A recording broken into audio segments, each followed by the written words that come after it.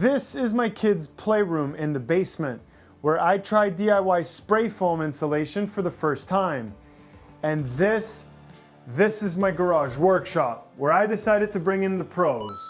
And now that both projects are finished, I've learned a lot about the differences between doing it yourself and hiring professionals. And in this video, I'll compare DIY versus professional spray foam, show you the costs, the results, the lessons I've learned, my mistakes, so you'll know which option is actually worth it for your next project. Let's start with my first attempt at spray foam insulation, the basement playroom. I went the DIY route because my dad had just done this at his house and he gave me his Froth Pak. He still had some left over inside. So first off, I did the demolition, I protected the floors, I ripped out the old fiberglass insulation, I found tons of mouse poop, and I even found an old bee's nest. So after cleaning everything up, the space was finally ready for some spray foam. Little FYI, if you ever replace your windows, make sure to hire someone who actually knows what they're doing. A year ago, I had the new windows installed and not sure if they made a mistake with measurements or if the installers just sucked. Either way, I found this gap with no insulation at all and I could literally see straight to the outside. To fix it, I used low expansion spray foam designed for windows and doors. I pried up the frame a little with a screwdriver and carefully sprayed just enough foam to seal the gap. Alright, so before doing the spray foam, I did watch a few videos to prepare myself. And since these tanks were already used a week before, I had to clear out the leftover material in the hoses first. That's what the instructions say to do. And it also says to spray into a garbage bag before starting, just to make sure you see it expanding. Everything looked fine, so I started spraying, but something was off. The foam wasn't expanding as much as I thought it would. Not sure exactly why, but I think it might have been because I didn't preheat the tanks. The manufacturer recommends keeping them at 25 degrees Celsius, but my house was set at 20 degrees Celsius. So that might have affected the tanks. I thought I had plenty of foam left in the tanks that my dad gave me, but nope. I ran out of spray foam. I only sprayed about 12 square feet before running out. So this time I actually measured my wall. I did the math and bought a brand new Froth Pak 200, which costs $500 Canadian. A Froth Pak 200 is good for 200 board feet, which means 200 square feet at 1 inch thick. One board foot is 1 foot by 1 foot by 1 inch thick. So if you want to get 2 inches of insulation on your wall, you're only going to cover 100 square feet total. So anyways, we'll talk more about the cost differences later in the video. Apparently I gotta mix it like this for 5 minutes. This time around, I actually read the instructions. I shook the tank for 5 minutes exactly, and I preheated them overnight in a closed room set to 25 degrees Celsius and put them about 2 feet away from the heater. It's kind of cool how one tank has this tiny little sticker that changes with temperature.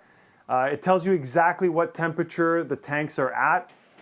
All right, first I'm gonna spray all the areas I haven't sprayed, and then after I'm gonna go up in there and shoot as deep on the bottom, on the back, and on the top. And then once I got an inch on everything, I'll come back and I'll see where I do 2 inches.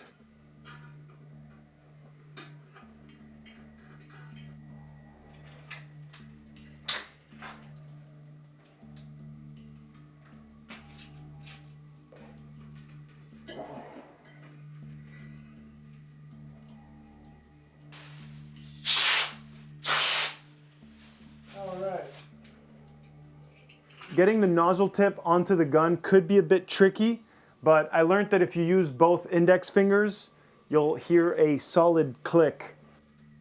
There we go. You hear that click? I also learned real fast that if you stop spraying for more than 20 seconds, the tip clogs up and you have to replace it. And that's exactly what happened here when I took a few seconds just to change the camera angle. The nozzle was completely clogged.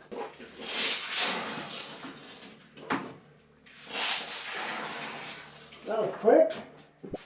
Luckily, the kit does come with a handful of both narrow tips and wide tips, so I was fine.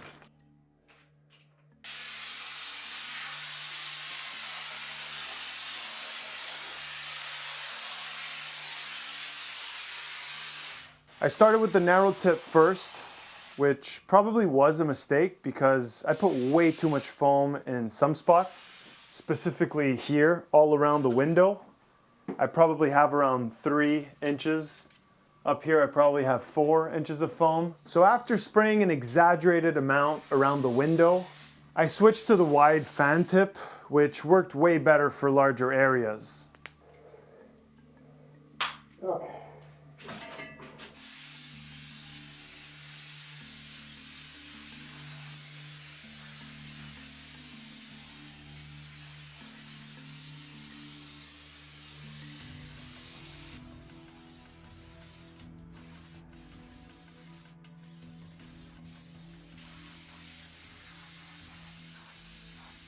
One thing I did notice, when the tanks are full, the spray does come out really fast and strong, but as you use more foam, the pressure tends to drop. And so it probably would have been a good idea to spray deep in these cavities first. It's actually the house that overhangs by 2 feet, so the rim joist is all the way in the back.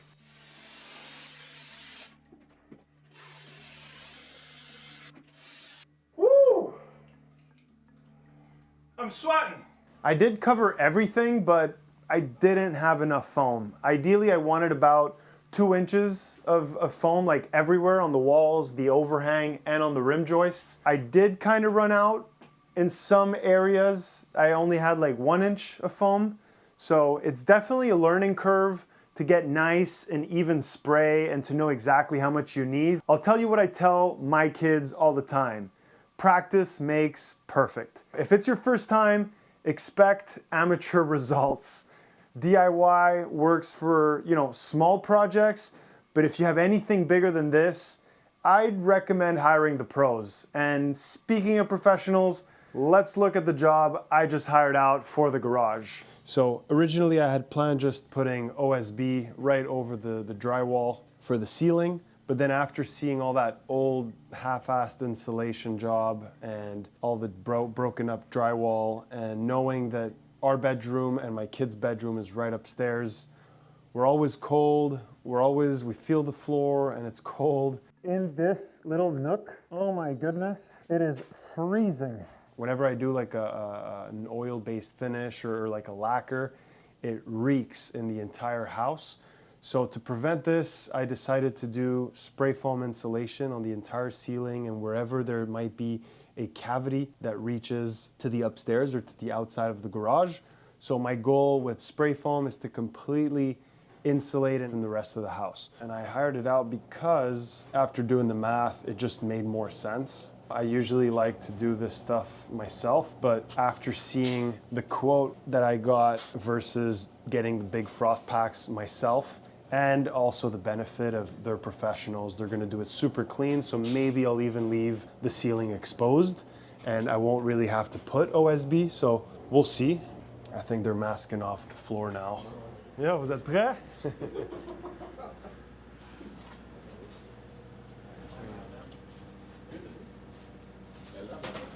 And while they're here, I also opened up a few more parts of the ceiling here. Or right here, this is the little bathroom laundry room I still have to renovate. I already had it kind of all open like this, so I figured why not? They're here, let them do all of this. The little playroom that I did myself, and you could see my job. The professional team came in a big mobile spray foam truck that had everything in it. A generator, a massive compressor, and pumps. They were 2 guys. This guy was the sprayer.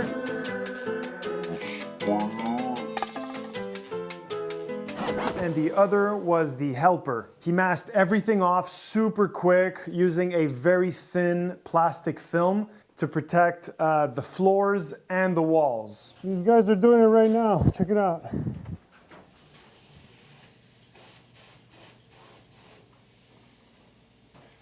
First, he did the rim joists, and as he finished the sides, he did about 3 feet of the ceiling.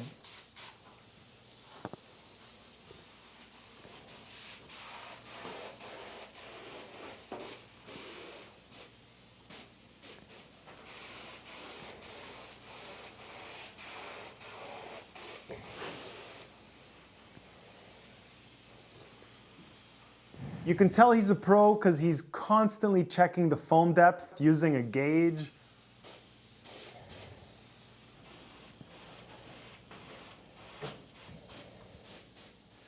He told me he sprayed about 4 inches on the rim joists and overhangs and 2 inches across the rest of the ceiling.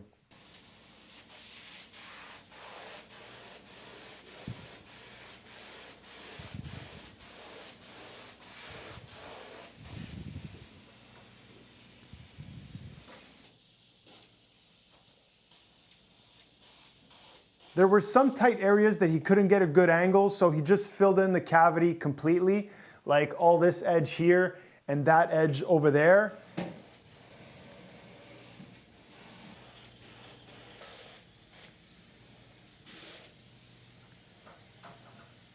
Another thing I noticed is that he constantly maintained his spray gun throughout the job, just some quick little cleanups to keep it clear of debris.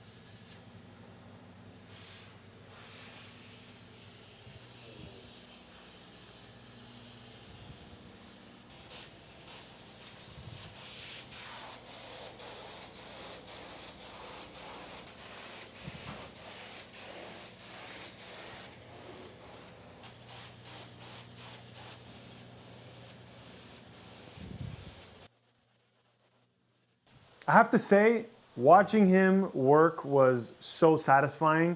His technique is insanely smooth, and the finish, like the finished result, is perfectly even.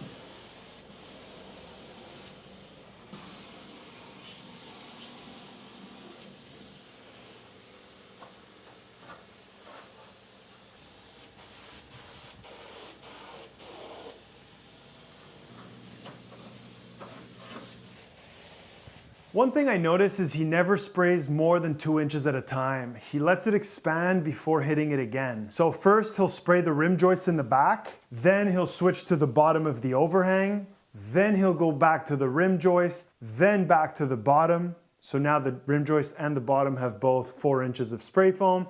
And finally, he finishes the top, which is the ceiling, which is the floor. Anyways, maybe some of you are confused about this overhang, so let me show you what this overhang is.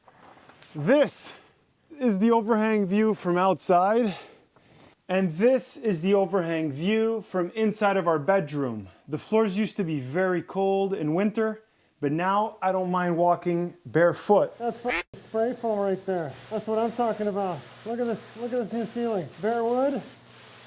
insulated. This garage is going to be perfectly encapsulated from the rest of the house. So any future VOCs or anything, I'll know that my kid's bedroom is safe.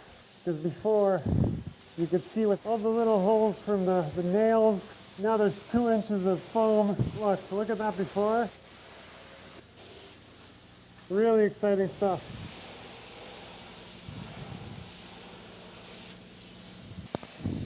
Here's a bonus tip. Before you spray foam your walls or ceiling, make sure all of your electrical work is done first, because once it's foamed in, you won't be able to access those cables anymore.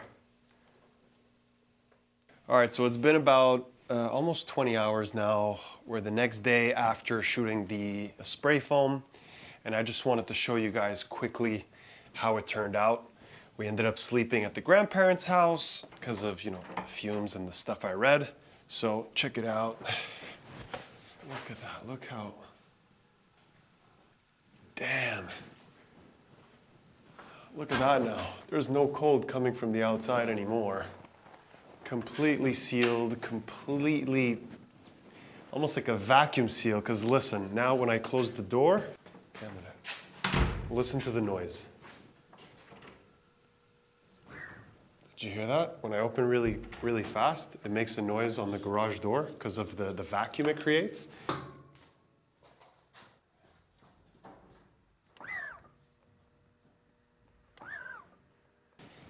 He sprayed all along the rim joists where I had it open. So here in the mud room, bathroom, I still have to renovate. He also sprayed there. I also showed him my crappy job from last year, and he noticed that there was a few areas where I had missed, and he kind of helped me fill those in. And then I also asked him how much extra, 25, 30 bucks extra to get all of this. It's gonna make the world of a difference now in this little crawl space. No more concrete. All right, so here's what I learned from doing both DIY and professional spray foam insulation. DIY works best for small projects like rim joists or touch-ups, but for bigger jobs, if you do it yourself, you might end up spending more money.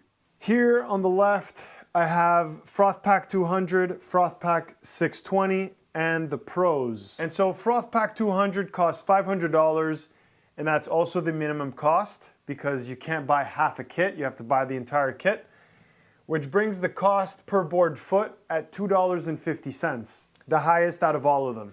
Then we have Froth Pak 620, which cost $1,200. By the way, these are all Canadian prices.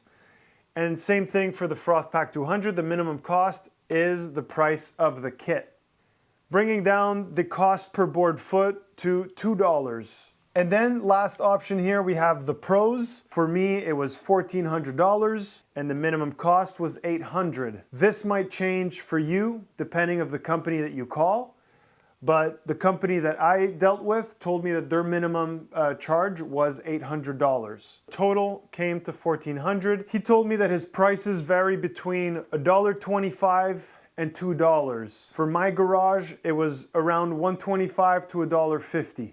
But here's the thing, my quote for professional spray foam for the garage ceiling was also about 1,200 bucks. And since I also needed to do some rim joists in the basement and the crawl space wall and some touch-ups for my amateur looking job, that's why you see some green foam here. The total amount came out to 1,400 bucks, which was completely worth it. So for this project, going with the Pros just made sense because the price was exactly the same as buying the Froth Pak 620, and I don't think I would have had enough to do the entire ceiling if I would have went with this kit, just because I suck. My ceiling in the garage was 300 square feet, which means that if I would have put 2 inches of foam, that's a total of 600 board feet, and I'm sure the tanks would have been empty by the time I got to the rim joists and the overhang. And so I don't think I would ever recommend the Froth Pak 620 unless you live really far away and no professional company is willing to drive to you. Then this might be your only option. I know some of you are gonna say you could have just put up a plastic vapor barrier instead of wasting $1,400 on spray foam, and you're not wrong. A plastic vapor barrier could have done the trick, but I don't think it's the same as spray foam. For me, the extra cost was well worth it because one, our bedroom floors are now warmer and my family's more comfortable. Two, the garage is now completely sealed off from the house. And three, I felt like it. And I wanted to make this video for you, so now you could make the better decision for your future project. So which method would you choose? Would you go DIY or would you hire the pros? Make sure to let me know in the comments below. If you enjoyed this video, hit that like button. Don't forget to subscribe because it's free. I appreciate it. And check out some more of my DIY projects.